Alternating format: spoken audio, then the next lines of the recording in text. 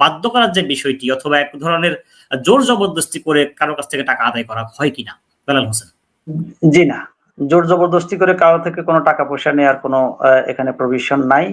আমি 99 থেকে এই রাজনীতিতে সক্রিয়, ছাত্র রাজনীতি থেকে এই পর্যন্ত কোথাও কারো কাছ থেকে একটি টাকাও তাদের ইচ্ছার বিরুদ্ধে নেই নাই।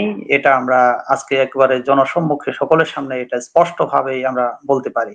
এবং আমাদের অডিটেবল সিস্টেমটা একেবারে গ্রাসরুট লেভেল থেকে। আপনি ধরেন যে আমাদের একটা ইউনিট বলতে একটা গ্রাম যেখানে আমাদের 5 জন লোক আছে, সেখানেও আমাদের অডিটের সিস্টেমটা বলবৎ আছে।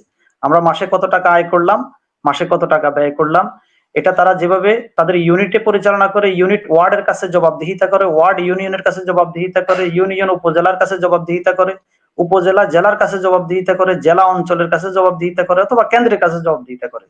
সুতরাং এখানে কোনো চাপিয়ে দেওয়ার কোনো বিষয় এখানে নেই।